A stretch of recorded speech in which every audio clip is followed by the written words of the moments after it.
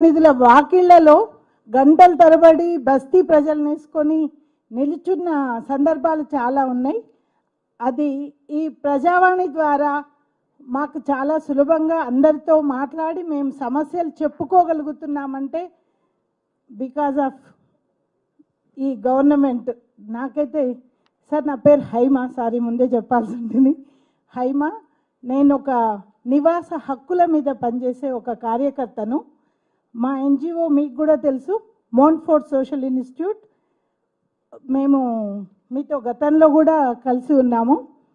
అయితే సార్ ఇక్కడ ఈ ప్రజావాణిలో చెప్పుకోలేని సమస్య అంటూ ఏదీ లేదు. ఎంత చిన్న సమస్య అయినా పెద్ద సమస్య అయినా ఇక్కడ చెప్పుకోవచ్చు, దానికి మనం పరిష్కారం పొందవచ్చు అనేది అనుభవపూర్వకంగా ఇప్పుడు ప్రజలందరికీ తెలిసింది. ఈ ఒక్క సంవత్సరంలోనే నేను మామూలుగా ఏవైతే ఫేస్ చేసి ఈ ప్రజా సమస్యలు ఇక్కడికి తీసుకొచ్చానో నా లోకం అంతవరకే ఉండేది. కానీ నేను ఇప్పుడు ఆఫ్టర్నూన్ నుంచి వింటున్నాను, ఈ సమస్యలు కూడా ఇక్కడ సాల్వ్ అవుతున్నాయా అనేది నాకు ఇప్పుడు దృష్టికి వస్తుంది. ముఖ్యంగా నేను మన ఈ తెలంగాణ ప్రభుత్వానికి కృతజ్ఞతలు చెప్పాలనుకున్నది దేనికంటే, ఈ ప్రజావాణి అనే ఒక కార్యక్రమాన్ని పెట్టడం ఎంత ముఖ్యమైందో దానికి సూటబుల్ పర్సన్స్ని అప్ టు బాటం, చిన్న కార్యకర్త నుంచి పెద్ద వరకు మంచి ఏది పేషెన్సీతో వినగలిగే వాళ్ళు, విని దానికి సొల్యూషన్ చూపించగలిగే మినిస్టర్లను ఇక్కడ అపాయింట్ చేయడం, ఈ ప్రభుత్వాధికారులను పెట్టడం కూడా చాలా సంతోషకరమైన. ఈరోజు ఇంతమంది ఇక్కడికి వచ్చి ఇంత బాహాటంగా మేము భయం లేకుండా ఇంత బాగా మాట్లాడుతున్నామంటే దానికి కారణం ఇటువంటి సందర్భం అని నేను చెప్పుకోదలుచుకున్నాను సార్. ముఖ్యంగా ఈ ప్రజావాణికి వచ్చి చెప్పగానే కలెక్టర్లు కూడా ఇంప్రెస్ అయ్యి వెంటనే ఆ ప్రాబ్లం సాల్వ్ చేయడానికి ఆ ప్రయత్నాలు చేయడం అనేది చాలా మంచి పరిణామం మన ప్రభుత్వంలో. ఇంకొకటి సార్, వినడం అనేది ఒక సమస్య చెప్పుకునే వాళ్ళకు ఇది వీళ్ళకి చెప్పొచ్చా లేదా అనేది కూడా తెలియదు సార్. వాళ్ళలో ఆ బాధ ఉంటుంది. అది ఎప్పుడు ఎవరికైనా చెప్పాలి అంటేనే అనుకోనే వీళ్ళేంది ఇక్కడికి వచ్చి ఈ విషయాలు చెప్తుండ్రు అనే ఆలోచన లేకుండా ఇక్కడ వినేవాళ్ళు ఉన్నప్పుడు ఆ ప్రాబ్లం సగం సాల్వ్ అయ్యి వాళ్ళ మొహాలలో తిరిగి వెళ్ళేటప్పుడు ఒక్కళ్ళు కూడా కోపంగా వెళ్ళారు సార్. నేను చూస్తుంటా రెగ్యులర్గా నేను ప్రజావాణికి వస్తుంటా, ఏం వినిపించుకోవట్లేరు అది ఇది అని కామెంట్స్ రావు. చెప్పేసినాం అంటే మా ప్రాబ్లం సగం తీరినట్టు అనే ఒక ఫీలింగ్తో వెళ్తుంటారు వాళ్ళు. ధన్యవాదాలు సార్, ఇంత మంచి ప్రోగ్రాం మీరు పెట్టినందుకు, దాంట్లో మేమందరం భాగస్వాములం అవుతున్నందుకు చాలా థ్యాంక్స్ సార్. ఈ అవకాశం ఇచ్చినందుకు కూడా నేను కృతజ్ఞతలు. నెక్స్ట్ ఎర్మా పున్నం ఫ్రమ్ మంచిర్యాల జిల్లా. వాళ్ళ ఊరు నుండి వచ్చింది, వాళ్ళకి RFR పట్టాలు వచ్చేసి.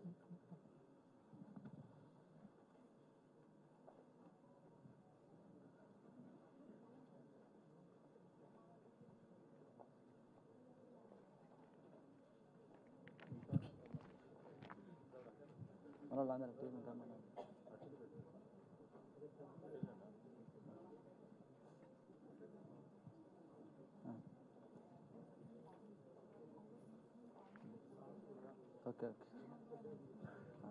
రా రా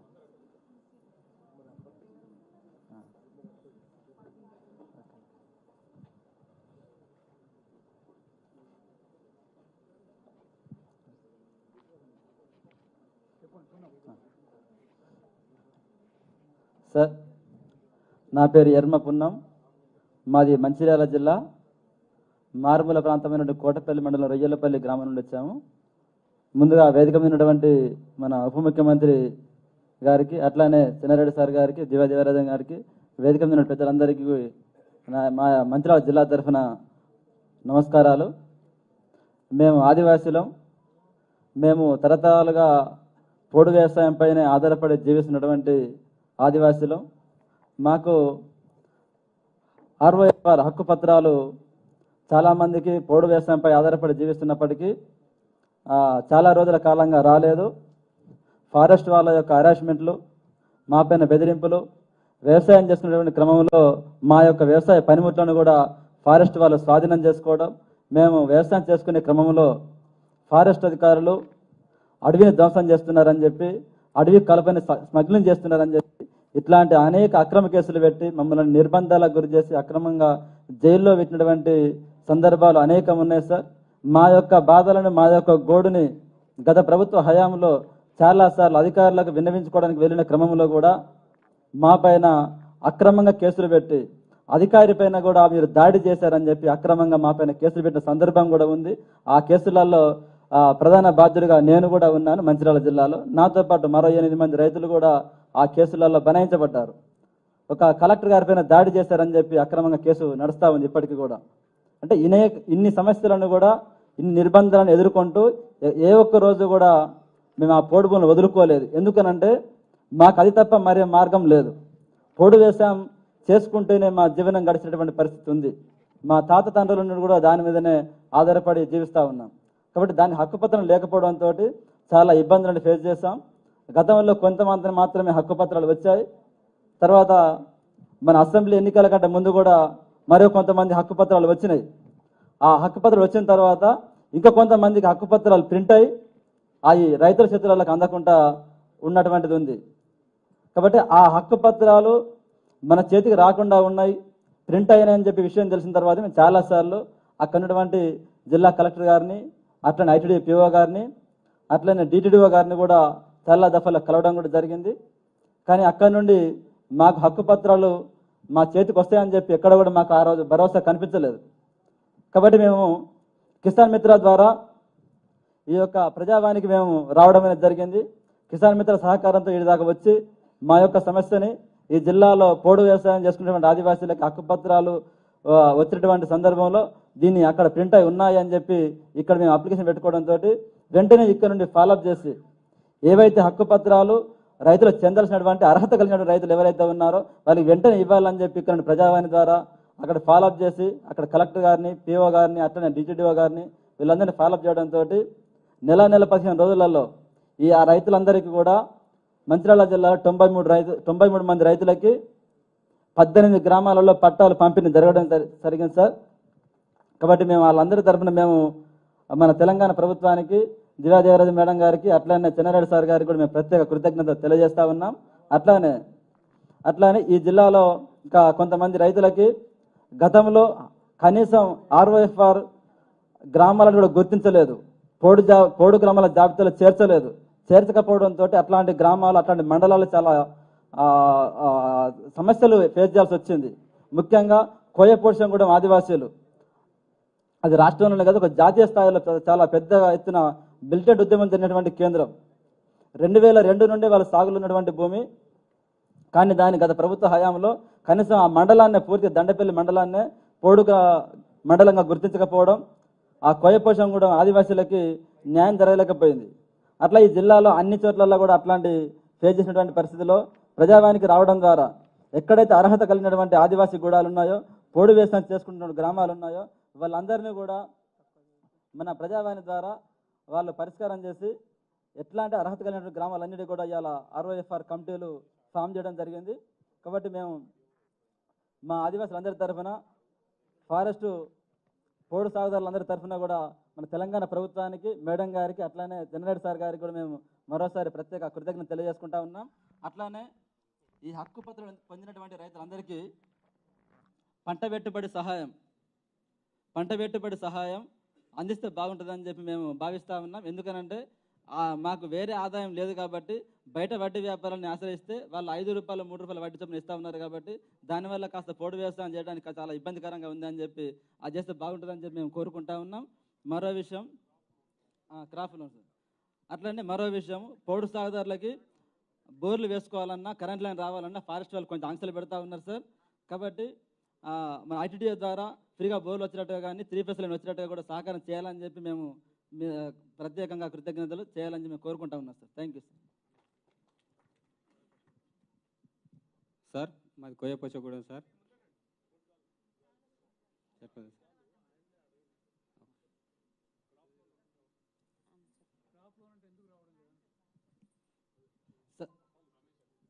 సార్. మీ క్రాప్ లోన్ కోసం అని చెప్పి మేము బ్యాంక్ అధికారుల చుట్టూ వెళ్ళాము. అట్లనే జిల్లాలో LDM గారిని కూడా కలిసాం. ఎల్ఈఎం గారిని కలిసాము, బ్యాంకు మేనేజర్లను కూడా కలిస్తే మాకు సర్క్యులర్ రాలేదని చెప్పి బ్యాంక్ మేనేజర్లు అన్నారు. కొత్త పుస్తకాలు ఇచ్చిన తర్వాత ఈ తీసుకుపోయి చూపిస్తే కూడా ఇవ్వలేదా మీకు? ఇవ్వలేదు సార్, ఆ? ఇవ్వలేదు. మాకు ప్రభుత్వం నుండి ఎట్లాంటి ఆర్డర్స్ ఏమైనా వస్తే, ఆదేశాలు వస్తే ఇస్తామని చెప్పి అన్నారు. మీకు పట్టాలు ఇచ్చారు కదా? ఇచ్చారు సార్, బుక్కులు అందరి చేతులలో ఉన్నాయి. నాకు కూడా 5 ఎకరాల పట్టా వచ్చింది. బుక్ ఇచ్చారు, అయినా కానీ ఇవ్వలేదు. రెండోది కరెంటు సంబంధించి కూడా అడిగారు మీరు. సోలార్ కరెంట్ పెట్టి చేసుకుంటారా మీరు? చేసుకుంటాం సార్, చేసుకుంటాం సార్ మొత్తం. సరే, thank you sir, thank you sir.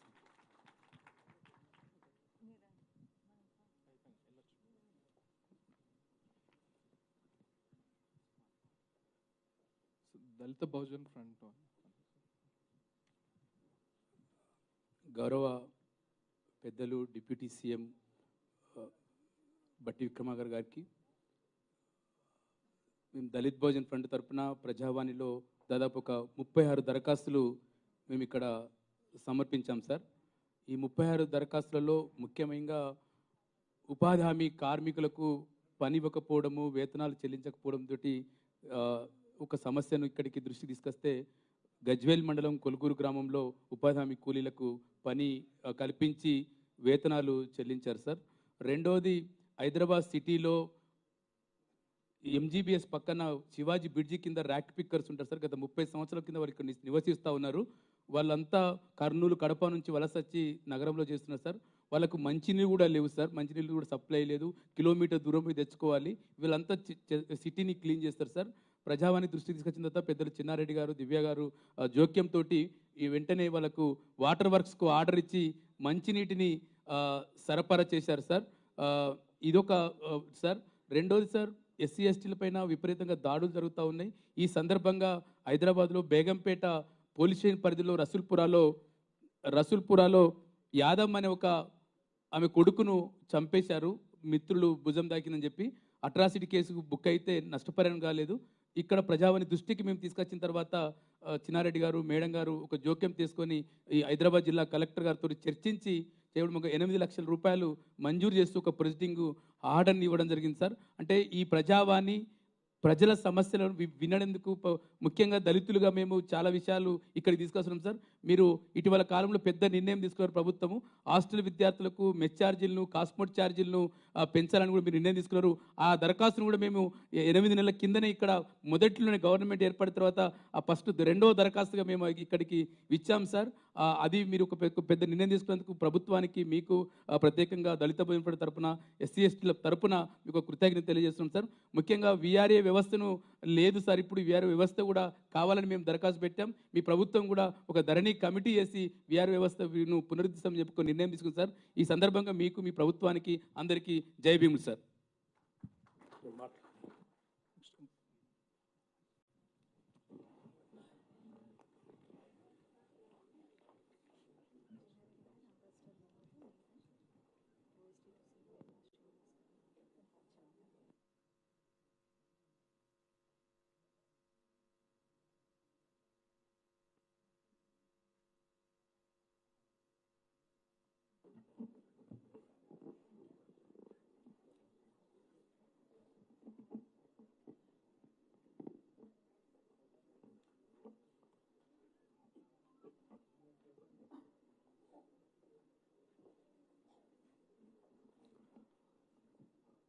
Planning board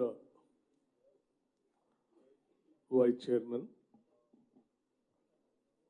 ప్రజావాణి పర్యవేక్షిస్తున్నటువంటి డాక్టర్ చిన్నారెడ్డి గారికి,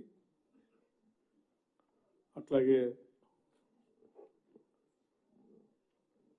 ఈ ప్రజావాణిని జాగ్రత్తగా మీ అందరికీ ఎటువంటి ఇబ్బంది లేకుండా ప్రభుత్వ ఆలోచనల్ని ముందు తీసుకుని పోవటానికి ప్రత్యేకంగా నియమించబడి చక్కగా చేస్తున్నటువంటి దివ్య గారికి, అట్లాగే అంబాసిడర్ డాక్టర్ వినోద్ గారికి, డాక్టర్ బీరప్ప గారికి, వేముల శ్రీనివాస్ గారికి, అర్చన గారికి, ఇప్పుడే ఈ కార్యక్రమంలో పాలు పంచుకుంటున్నటువంటి మీ అందరికీ,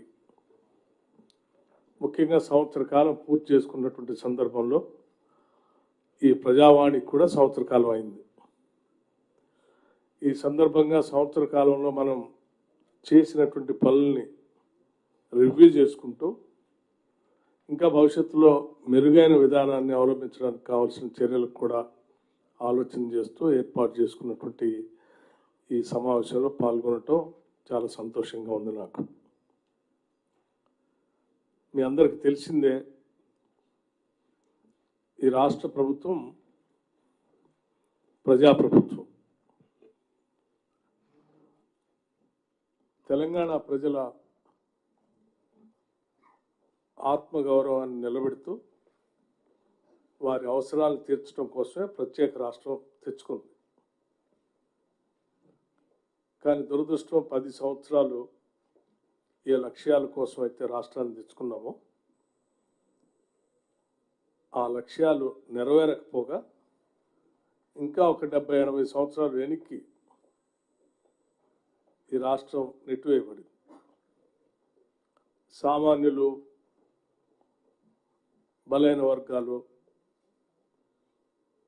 లేకపోతే భావస్వేచ్ఛ కావాలని కోరుకునేటువంటి వాళ్ళు, వారి ఆలోచనల్ని పంచుకోవాలని కోరుకున్నటువంటి వాళ్ళు ఎవరికి కూడా స్థానం లేకుండా ఈ ప్రభుత్వం ఒక రకమైనటువంటి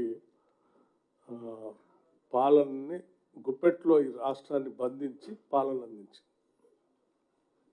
అటువంటి పరిస్థితుల్లో ఆనాడు రాష్ట్ర కాంగ్రెస్ కమిటీ అధ్యక్షుడిగా ఇప్పుడు ముఖ్యమంత్రిగా ఉన్నటువంటి రేవంత్ రెడ్డి గారు భారీ బహిరంగ సభలు ఏర్పాటు చేసి, సిఎల్పి లీడర్గా నేను ఆదిలాబాద్ నుంచి ఖమ్మం వరకు పాదయాత్ర చేస్తూ యావత్ రాష్ట్ర కాంగ్రెస్ అంతా కూడా కదిలి ప్రజల మధ్యకు వెళ్ళి మీ అందరి ఆలోచన ఆకాంక్షల మేరకు మా నాయకురాలు సోనియా గాంధీ గారు తెలంగాణ రాష్ట్రం ఇచ్చింది. కానీ మీ లక్ష్యాల్ని మాత్రం నెరవేర్చడానికి ఈ ప్రభుత్వం చేయలేకపోతా ఉంది.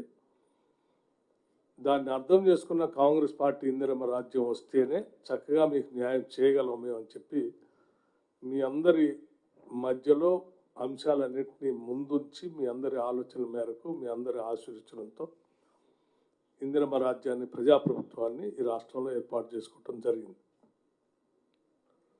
ప్రభుత్వం ఏర్పడిన మరుక్షణమే తీసుకున్న నిర్ణయం ప్రజల అవసరాల్ని, వారి ఇబ్బందుల్ని నేరుగా వారు వచ్చి కలిసి చెప్పుకునేటువంటి వ్యవస్థని ఏర్పాటు చేయాలన్నటువంటి ఆలోచనతోనే ఈ ప్రజావాణి కార్యక్రమాన్ని ఏర్పాటు చేయడం జరిగింది.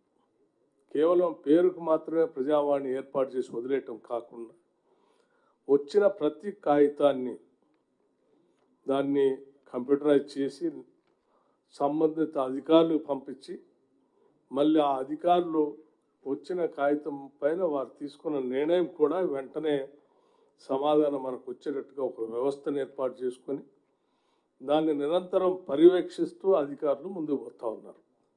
అందుకే ఈ ప్రజావాణిలో వచ్చినటువంటి దరఖాస్తులు కానీ సమస్యలు కానీ పరిష్కారం కనుగొనబడతా ఉంది, కల్పిస్తూ ఉంది.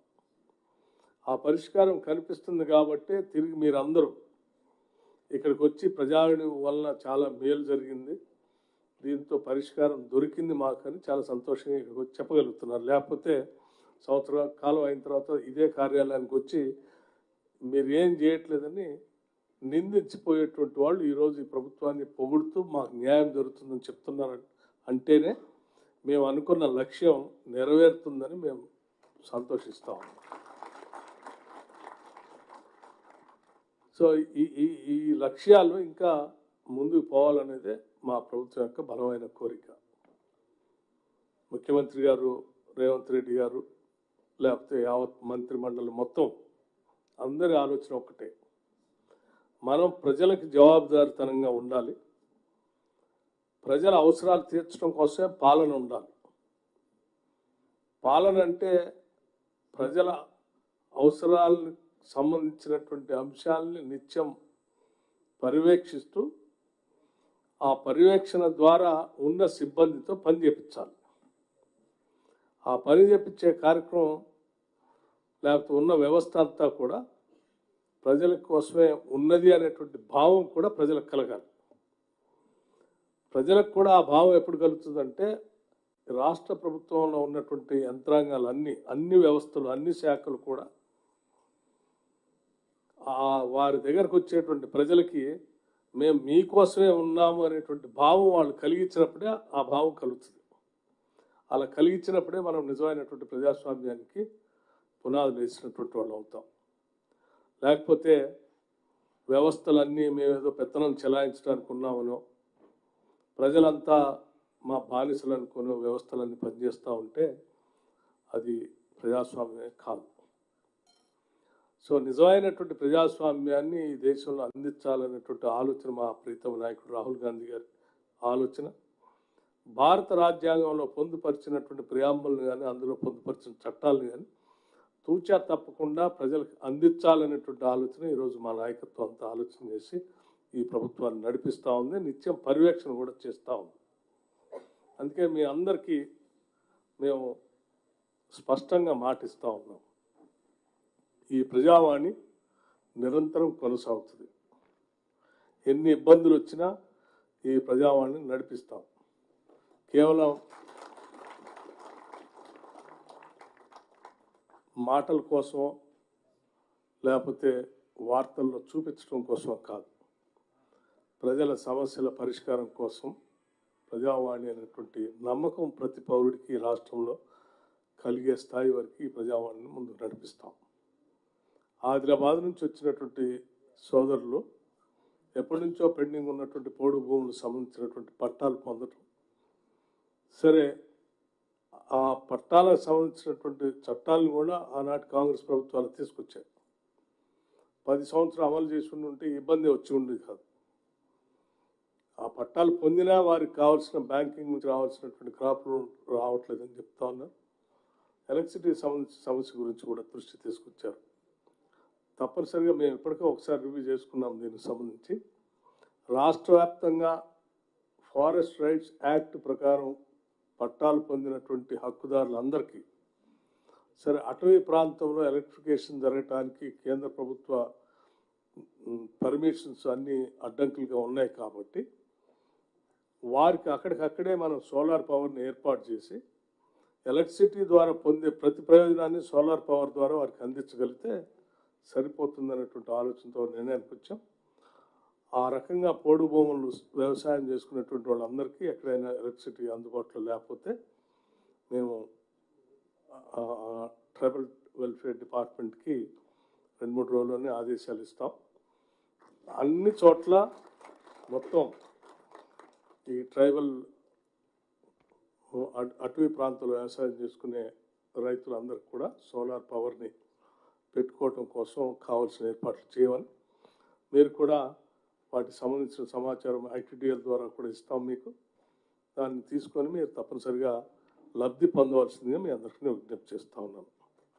అట్లాగే హైదరాబాద్ నగరంలో ఉన్నటువంటి స్లమ్స్లో ఉన్నటువంటి సమస్యల గురించి చెప్పారు, ఇతరత్ర సమస్యల గురించి చెప్పారు, ధరణి సమస్యల గురించి చెప్పారు, నిరుద్యోగ సమస్యలు చెప్పారు. వాటన్నిటికీ ఒకదాని తర్వాత ఒకటి పరిష్కారం చూపిస్తూ ముందుకు పోతా ఉన్నాం. సో వచ్చిన ప్రతి కాగితాన్ని పరిశీలన చేస్తున్నాం. ముందుగా వచ్చిన ప్రతి వ్యక్తి యొక్క బాధని ముందు వింటా ఉన్నాం. వినటం, చదవటం, పరిష్కారం చేయటం అనేదే మేమందరం ముందుండి తీసుకుపోయేటువంటి కార్యక్రమం. మీ అందరికి కూడా నేను మరొకసారి నా అభినందనలు తెలియజేస్తూ రాష్ట్ర ప్రభుత్వం నుంచి, ముఖ్యమంత్రి గారి దగ్గర నుంచి, మంత్రిమండలి మొత్తం యావత్ మంత్రిమండలి మొత్తం నుంచి మీ అందరికీ సంవత్సర కాలం పూర్తి చేసుకొని ప్రభుత్వం ప్రజల కోసం పనిచేసేటట్టుగా ఇంకా కావలసినంత మీ ఆశీస్సులన్నీ అందించవలసిందిగా మీ అందరినీ కోరుతూ, భవిష్యత్తులో ఈ ప్రభుత్వం ప్రజల కోసమే పనిచేస్తుంది. ప్రతి మంత్రి మీకోసమే పనిచేస్తుంది, ప్రతి అంగము మీకోసమే పనిచేస్తుంది. పోగేసిన ప్రతి రూపాయి కూడా మీకోసమే ఖర్చు పెడతామని చెప్పి మీ అందరికీ మాటిస్తూ సెలవు తీసుకున్నాను. జై హింద్, నమస్కారం. Thank you very much.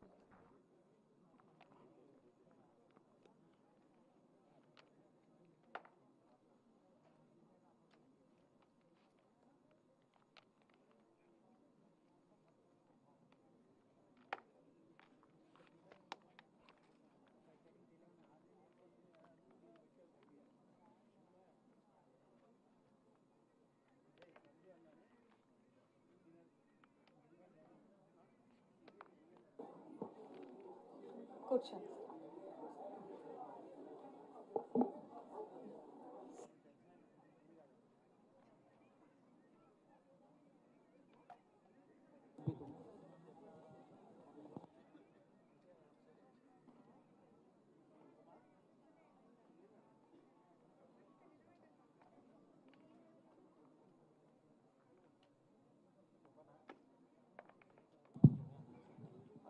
దయచేసి అందరూ కూర్చోండి. అది చిన్న సన్మాన ప్రోగ్రామ్ ఒకటి. దివ్య మేడం మాట్లాడుతారు. అందరూ కూర్చోండి ప్లీజ్, ఒక 5 నిమిషాలు.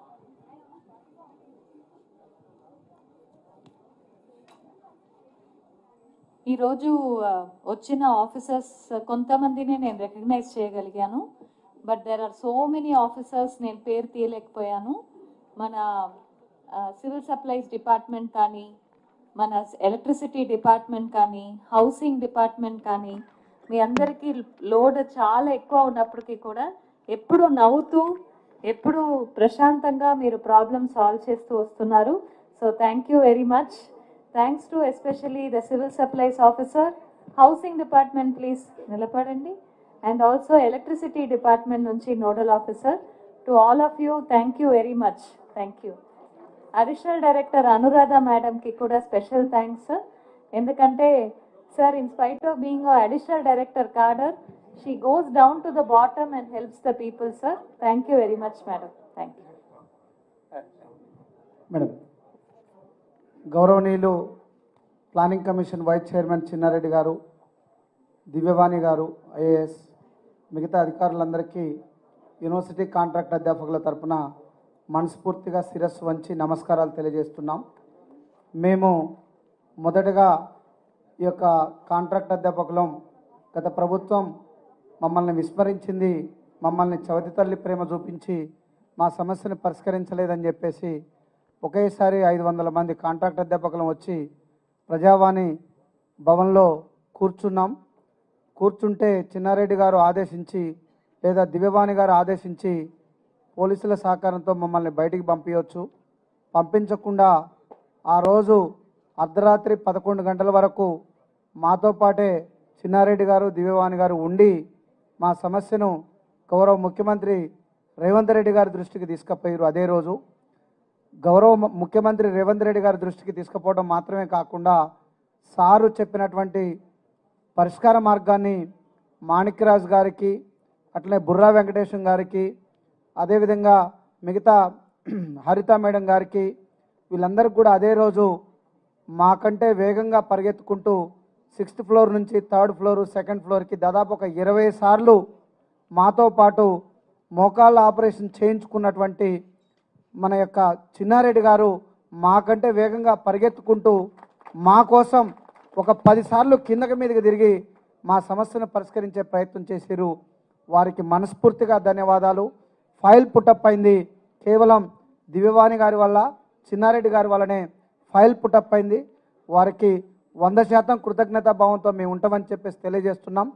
ఆ రోజు మేము అనుకున్నాం, మా సమస్య పరిష్కారం అయ్యేంత వరకు రోడ్లు ఎక్కాలా, యూనివర్సిటీలను స్తంభింపజేయాలా, విద్యా వ్యవస్థను ముందుకు పోనీయకుండా కుంటుపడేటట్టు చేయాలా, మా శక్తి ఏందో చూపించాలని చెప్పేసి మేము అనుకున్నాం. కానీ వీరిద్దరూ అధికారులను చూసిన తర్వాత, చిన్నారెడ్డి గారిని ప్రధానంగా చూసిన తర్వాత ఖచ్చితంగా మా సమస్య పరిష్కారం అవుతుందనే నమ్మకం కలిగి ఆ రోజు నుంచి ఒక యాక్టివిటీ కూడా చేయకుండా సార్ దగ్గరికే మేము వస్తున్నాం, దివ్యవాణి మేడం గారి దగ్గరికే వస్తున్నాం.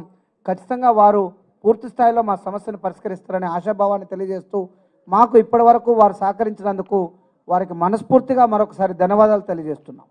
Thank you sir, thank you madam, all other government officials, thanks to all of you. Thank you sir. మన చిన్నారెడ్డి సార్ని ఒక్కసారి మాట్లాడాలని కోరుతున్నాను. సార్ ఎప్పుడు భోజనం చేయకుండా కూడా మన కోసం మాట్లాడుతూ ఉంటారు.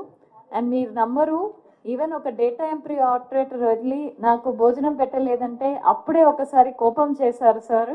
అందరికీ మంచిగా చూసుకుంటూ మా టీం అంతా మీరు చూసుకున్న దానికి ధన్యవాదములు సార్.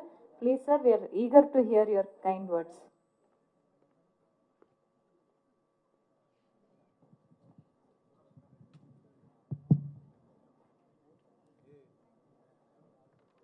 గౌరవనీయులు మనందరి ప్రియతమ నాయకుడు ఈ తెలంగాణ రాష్ట్ర ముఖ్యమంత్రిగా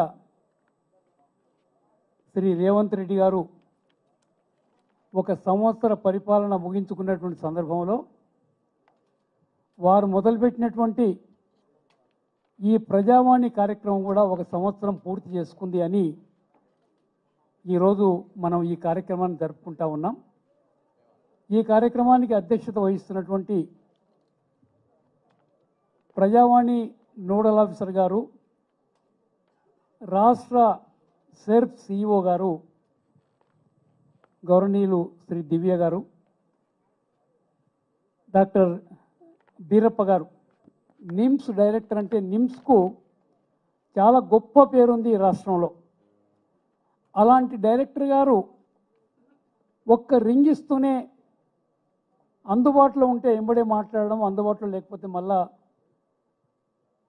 తిరిగి మాతో మాట్లాడడం, మేము చెప్పే సమస్య విని ఆ సమస్యలు పరిష్కారం చేస్తున్నటువంటి గౌరవనీయులు డాక్టర్ బీరప్ప గారికి, అదే మాదిరిగా నా ఇంటర్మీడియట్లో నా క్లాస్మేట్ డాక్టర్ వినోద్ గారు, మేము ఇద్దరం న్యూ సైన్స్ కాలేజీలో చదువుకున్నాం మేడం.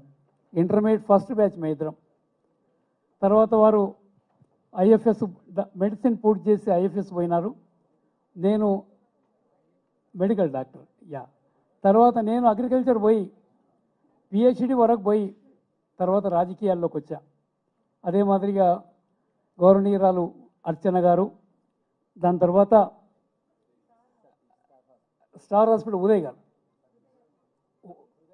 సతీష్ గారు మాతో పాటుగా ఈ సంవత్సర కాలం పనిచేస్తున్నటువంటి ఇద్దరు, ఒక పోలీస్ ఆఫీసర్, ఇద్దరు ఆర్డీఓస్ అటు ఇటు మా పక్కన కూర్చొని దరఖాస్తులన్నీ తీసుకొని రాస్తా ఉంటే వాటన్నింటినీ మీద సంతకాలు పెట్టడమో లేకపోతే ఫోన్లో మాట్లాడి పంపడం చేస్తూ ఉన్నాం. మా వెనక కూర్చొని పనిచేస్తున్నటువంటి ప్రతి డిపార్ట్మెంట్ నోడల్ ఆఫీసర్ ప్రతి దినం కూడా, అంటే మంగళవారం శుక్రవారం తప్పకుండా మాకన్నా ముందే వచ్చి కూర్చుంటుండే వాళ్ళు, 10 గంటల కన్నా ముందే వచ్చి. అదే మాదిరిగా దాదాపు ఒక 29 కౌంటర్స్ ఉంటే ప్రతి డిపార్ట్మెంట్ కౌంటర్లో ఆ డిపార్ట్మెంట్ నుంచి డిప్యూట్ చేయబడేటువంటి అధికారులు క్రమం తప్పకుండా, నియమం తప్పకుండా వచ్చి కూర్చొని ప్రతి ఒక్కరూ ఏ దరఖాస్తు ఇచ్చినా తీసుకొని నమోదు చేసుకొని వారికి డిజిటల్ రిసిప్ట్ వాళ్ళ సెల్ ఫోన్కు పంపించి మళ్ళా సాయంత్రం వరకల్లా వాటిని సార్ట్అవుట్ చేసి సంబంధిత డిపార్ట్మెంట్స్కు అధికారులకు పంపుతా ఉన్నటువంటి వారు.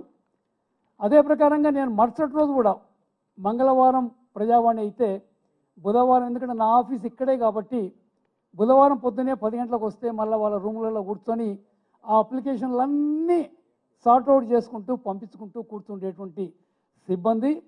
నేను వనపర్తి జిల్లావాణి కాబట్టి నేను మా కలెక్టర్ని అడిగితే, సార్ నిన్న ప్రజావాణి మంగళవారం అయింది కదా, లేకపోతే శుక్రవారం అయింది కదా, నాకు సాయంత్రం వరకే మన వనపర్తి జిల్లాకు సంబంధించినటువంటి విషయాలన్నీ నాకు పంపించారు సార్ అనేటువంటి మాట మా కలెక్టర్ గారు చెప్తుండేవాళ్ళు.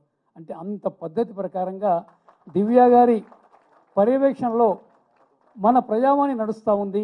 అందుకని ఎక్కడ ఒక అపశృతి లేకుండా గొప్పగా జరుగుతూ ఉంది అనేటువంటి మాట కూడా నేను సవినీగా మనం చేస్తున్నాను.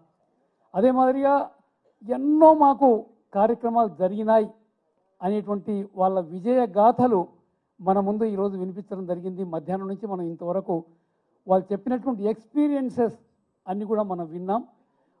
అంటే చాలామంది అనుకుంటా ఉన్నారు కాగితాలు ఇచ్చిపోతాను కానీ ఏమీ జరుగుతలేదని చాలామంది బయట అనుకుంటూ ఉంటారు. కానీ చాలా పనులు జరుగుతున్నాయని నాకు తెలుసు, దివ్య గారికి తెలుసు, మీ అందరు కూడా తెలుసు, పనులు జరిగిన వాళ్ళకు కూడా తెలుసు. అందుకని ఈరోజు అందరి సమక్షంలో వాళ్ళ కథలు చెప్తూ ఉంటే నిజంగా చాలా గొప్ప పనులు జరుగుతూ ఉన్నాయనేటువంటి మాట మనందరం కూడా అనుకుంటాం. ఇంకా చాలామంది రాలే. ముఖ్యంగా ఇప్పుడు మనకు ఈ కాంట్రాక్ట్ లెక్చరర్స్ వచ్చినారు. చాలా పెద్ద సమస్య. మాకు భయమైతే ఉండే వాళ్ళు ఈరోజు రాత్రి ఏం చేస్తారో అని, రోడ్డుపైకి పోయి బస్సులు ఆపుతారేమో, లేకుంటే మా భవనంలోకి వచ్చి అద్దాలు పగలగొడతారేమో, లేకపోతే ఇంకెవరన్నా పోలీసు వాళ్ళు వాళ్ళని బయటికి పంపించడానికి ప్రయత్నం చేస్తే వాళ్ళపైన అటాక్ చేస్తే లా అండ్ ఆర్డర్ ప్రాబ్లం అవుతుందేమో అని భయం ఉంటుండే. 11 గంటల వరకు కూడా వాళ్ళు ఎంబడి ఉంటుంటే మేము